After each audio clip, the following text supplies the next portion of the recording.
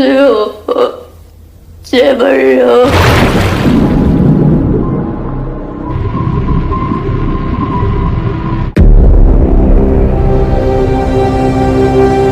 Halo Bersiners dimanapun kalian berada, gimana kabarnya? Kali ini saya akan merangkum sebuah film yang berjudul Unlock tahun 2023, mengisahkan seorang gadis muda yang mendapatkan sebuah teror dari seorang psikopat hanya karena kehilangan sebuah ponsel. Penasaran? Langsung saja kita simak alur cerita filmnya.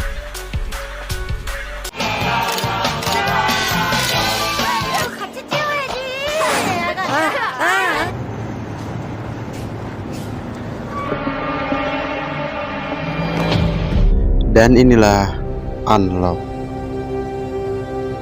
Dan mari saya perkenalkan seorang pemuda tampan yang bernama Junyong. Paginya, ponsel yang Jun temukan di sebuah bus tadi malam mendapatkan sebuah panggilan yang ternyata teman dari si pemilik ponsel yang bernama Enjo. Namun Jun menjawab panggilan tersebut dengan menggunakan suara wanita. Lalu Jun pun mengatakan kalau dirinya menemukan ponsel tersebut di bus kemarin malam. 남이 핸드폰 맞는데. 벌써에 맡길까요? 잠시만요. 그럼 Lalu Enjo pun datang ke rumah Nami. Namun Enjo tidak menemukan Nami di kamarnya. Setelah lama mencari, akhirnya Enjo menemukan Nami sedang tidur di bawah meja yang ada di luar rumah.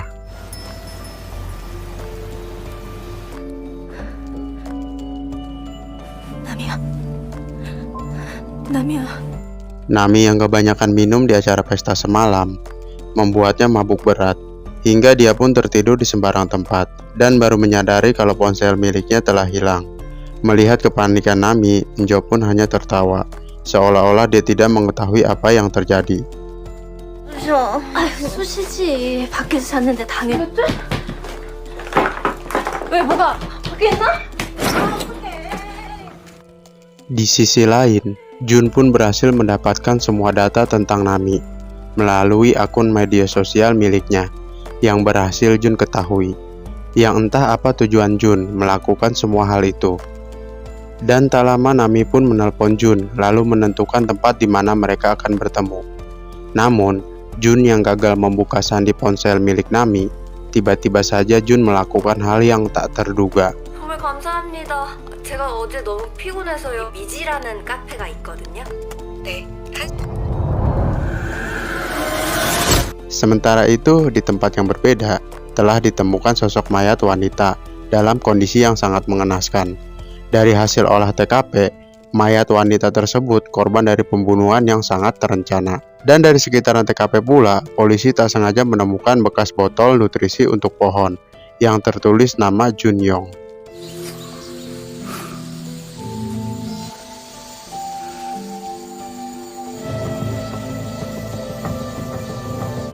Meski ada indikasi kalau Jun sebagai tersangka, Kapten Wo tidak lantas percaya ucapan dari rekan polisinya itu, yang mengatakan kalau Jun, yang ternyata anak dari Kapten Wo, mungkin pelaku pembunuhan tersebut.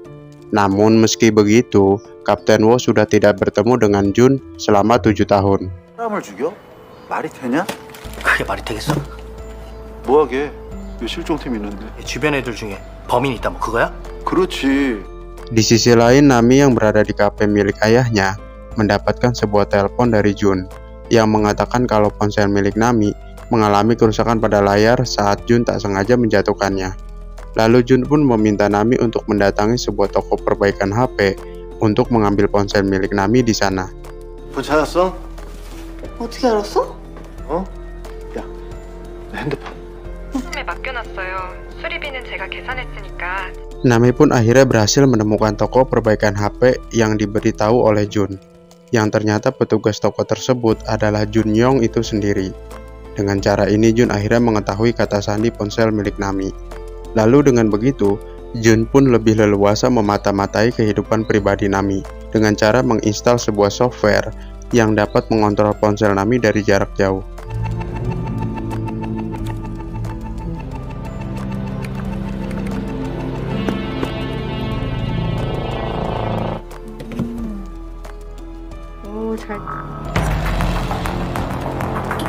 Nami yang tak sadar kalau dirinya telah dimata-matai, kembali beraktivitas seperti biasanya, seperti tidak terjadi apa-apa. 유월아 진짜 엄청 잘 나왔지? 만들어줄게. 오, 아빠 자주청 담그셨어? 응. Setelah dirasa cukup mendapatkan semua informasi tentang Nami, Jun pun mulai menjalankan aksinya dengan mendatangi kafe milik ayahnya Nami dengan cara berpura-pura sebagai pelanggan tetap di kafe milik ayahnya. 없어서 혹시 지금은 안 되는 거예요? 맛있게 드세요. 감사합니다. 잠깐만요.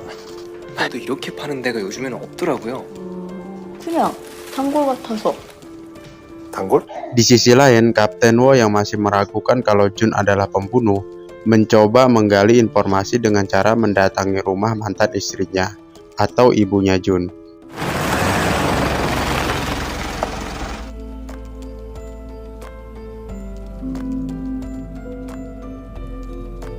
Jun yang sudah cukup lama memantau kehidupan pribadi Nami, mulai menyusun rencana untuk menyingkirkan orang-orang terdekat Nami, dari teman, bos tempat Nami bekerja, dan bahkan ayah Nami itu sendiri.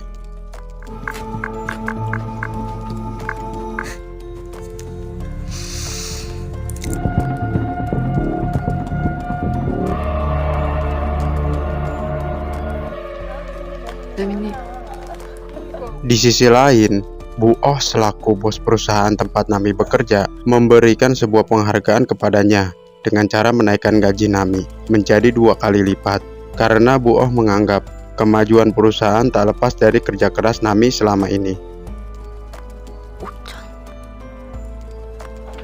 월급 얘기는 우리끼리만. 다른 분들. 내가 이래서 이남. Kapten Wo yang masih berada di rumah mantan istrinya berusaha menggali informasi keberadaan Jun sekarang ini kepada mantan istrinya tersebut. Namun sang istri yang masih merasa aneh dengan kedatangan mantan suaminya secara tiba-tiba, terlebih lagi dengan alasan mencari putranya. Kapten Wo pun akhirnya menceritakan kalau Jun terlibat suatu kasus pembunuhan yang dimana pohon yang pernah mereka tanam di tengah hutan sempat didatangi Jun tepat di hari dimana saat pembunuhan itu terjadi.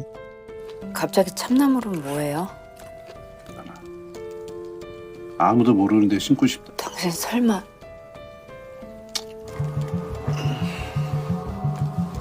Singkat cerita, Kapten Wo yang setelah mendapatkan alamat rumah Jun dari temannya yang juga seorang polisi, segera mendatangi rumah Jun. Dan betapa kagetnya Kapten Wo saat melihat isi rumah Jun yang penuh dengan catatan korban dari kejahatan yang memang telah Jun rencanakan secara rapi dan profesional saat memperdaya korbannya.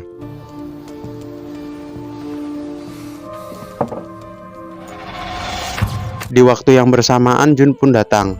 Namun belum sempat dirinya masuk ke dalam rumah, Jun sudah menyadari kalau ada orang di dalam rumahnya berkat kawat pencungkil pintu yang Kapten Wo tinggalkan.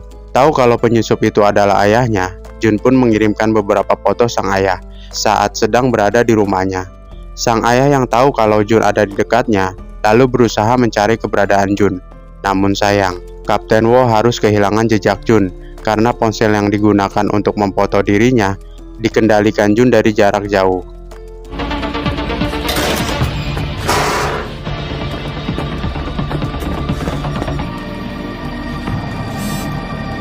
Di hari yang berbeda, terlihat Jun kembali datang ke kafe milik ayah Nami dan kembali berpura-pura sebagai pelanggan tetap di kafe hingga menjual CD lagu dan tiket bisbol kepada Nami. Melihat ada yang mencurigakan pada diri Jun, ayah Nami pun menasihati putrinya itu untuk berhati-hati dan menjauhi Jun yang terlihat aneh dan mencurigakan. Namun Nami malah menganggap ayahnya jauh lebih aneh karena terus mengawasinya. 미안. 일하느라고. 뭐? 명함을 왜 받아? 아 진짜 오늘. 아니 그러니까 내가 그 사람이랑 조심해봐. 야 이남이. Setelah bertengkar dengan ayahnya, Nami pun kembali ke rumahnya. Namun tak berselang waktu lama, Nami dikejutkan dengan kedatangan Enjo yang secara diam-diam layaknya seorang penjahat. Lalu Enjo pun mengatakan kepada Nami kalau dirinya telah kabur dari rumah dan meminta agar Nami mau menampungnya untuk sementara waktu. 망쳐서 엄마랑 싸웠다니까 집 나오라. 혼날까봐 말 전해기는. 남자네. 아이, 누나 보네. 예? 갑자기 또. 아니 아빠도 그러더라고. 느낌이 좀 이상하다고. 아 잠깐만 메시지 확인해봐야지. Keesokan paginya, Nami dikejutkan bahwa media sosialnya ada yang mensabotase, yang pastinya itu adalah perbuatan Jun, dengan memposting semua keburukan bos dan perusahaan tempatnya bekerja. Karena hal itu, perusahaan tempat Nami bekerja pun diambang kebangkrutan, yang otomatis Nami langsung dipecat secara tidak hormat oleh bosnya. Rencana Jun yang menghancurkan bos dan ayah Nami akhirnya pun berhasil. 미리 정리해놨어요. 죄송해요. 동수나 처맞고 이제 뭔지 조심 좀 하지 그랬어요? 사장이 지르는 거예요? 믿으면 뭐가 달라? 이남이! Atas kejadian tersebut, Nami dengan ditemani Enjo mendatangi kantor polisi untuk melaporkan bahwa ponsel miliknya telah diretas. Namun karena postingan yang seharusnya menjadi bukti sudah dihapus oleh Nami, jadi polisi tidak bisa memproses kasus ini secara hukum. Dengan demikian, Nami pun pulang dengan rasa kecewa. 근데요 선생님 저희가 여기 증거 저 찾아달라고. 사진도 지워버리시고 단톡방도 나오시고. 알겠습니다. Kembali kepada Jun, yang telah berhasil melumpuhkan ayah Nami. Dalam kondisi tangan yang terikat, ayah Nami meminta pada Jun agar dia tidak melukai Nami. Mendengar permintaan ayah Nami, lalu Jun pun menceritakan kisahnya. Dari sejak awal pertama kali dirinya menemukan ponsel Nami, hingga pencapaiannya sekarang ini, dirinya hanya membutuhkan kurun waktu selama 3 hari. 때문에 지금 내가 이러고 있는 거잖아. 하지만 않으면 당분간은 괜찮을 거예요. 아직 며칠 걸렸을까? 누구를 좋아하는지, 누구를 싫어하는지. Nami yang masih belum sadar kalau ternyata penjahatnya adalah Jun Yong, malah meminta bantuan kepadanya. Karena yang Nami tahu kalau Jun bekerja sebagai ahli digital. Lalu Jun pun menjelaskan cara kerja si peretas saat memata-matai korbannya. Singkatnya, Jun pun beralasan kalau dirinya tidak menemukan hal yang aneh pada ponsel milik Nami. Lalu Jun pun meminta waktu berdua untuk bicara dengan Nami. Dan disinilah Jun mulai mempengaruhi Nami dengan mengatakan bahwa ponsel milik Nami tidak diretas, melainkan postingan tersebut dilakukan orang terdekat yang memang berniat jahat untuk menghancurkannya. 그냥 그런 거라서 오해하지 마시고요. 이게 무슨 말이냐면 누군가가 남의 폰을 누군가가 만졌다는 뜻이죠. 나 오늘 좀 힘들어서. 솔직히 말해봐봐. 아까 밖에서 무슨 일 있었어? 그 인간 진짜 이상하네. 아니라고 해줘. 너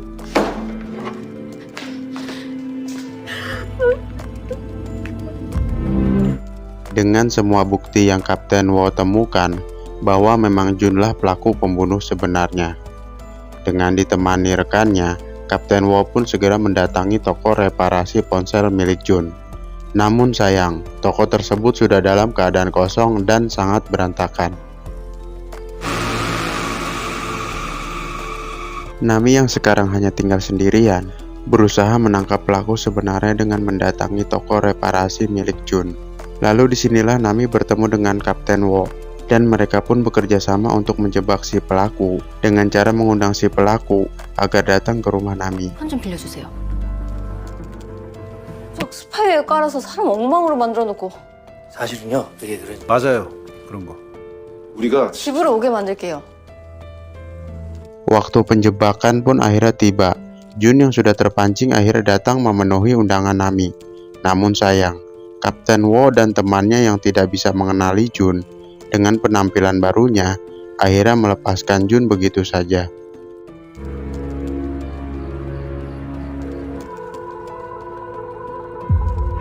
뒤 돌아.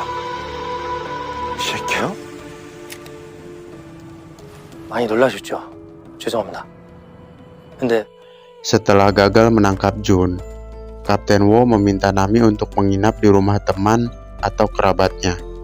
Namun Nami yang masih menyangka kalau Jun bukan penjahat kelas berat, memilih untuk tinggal di apartemennya sendirian. Namun demi keamanan Nami, teman Kapten Wo menyarankan agar Nami menginap di rumah ayahnya. Karena tidak ada pilihan lain, Nami pun mengikuti saran dari teman Kapten Wo. 네 바꿨어요. 아, 근데 남희 씨 어떡하죠? 헷갈려 갈 수도 있으니까. Nami pun tiba di rumah ayahnya dengan diantar oleh Kapten Wo. Namun sampai di sini, Nami masih belum sadar kalau ayahnya telah disandera oleh Jun. Sampai pada waktu dering telepon milik Jun ternyata berada di rumahnya. Nami yang mulai khawatir dengan keselamatan ayahnya, berusaha mencari ayahnya, namun tidak berhasil menemukannya.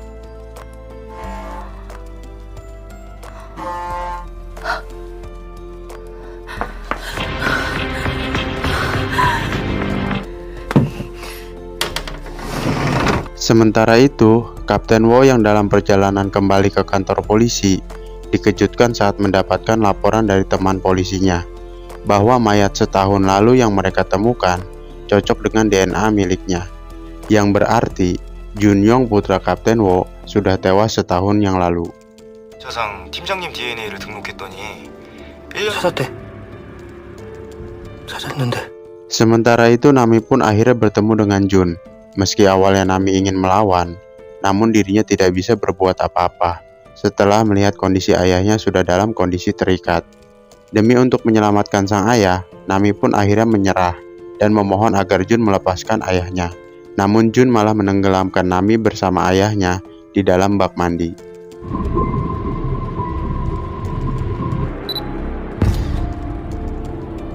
Dirasa telah puas menyiksa Nami dan ayahnya, Jun pun duduk bersantai sambil melihat foto Nami saat dia siksa. Memang layak si Jun ini dijuluki psikopat, karena sangat terlihat jelas kepuasan di wajahnya setelah menyiksa Nami dan ayahnya. Namun hal itu tak berlangsung lama setelah Kapten Wo kembali ke rumah ayah Nami.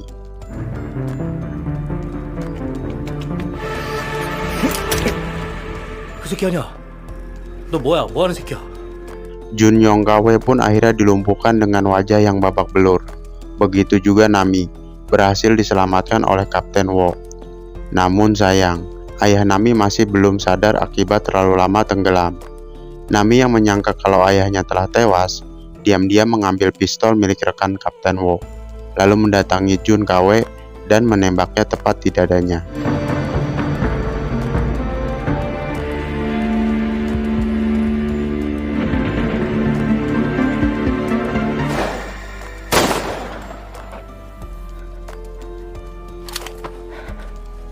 Di akhir film, ayah Nami pun akhirnya selamat. Begitu juga Nami. Kehidupannya kembali normal seperti semula. Sedangkan Jun Kawe harus mempertanggungjawabkan perbuatannya setelah keluar dari rumah sakit. Dan film pun tamat. 의식을 회복하는 대로 신원 파악에 총력을 기울이겠다.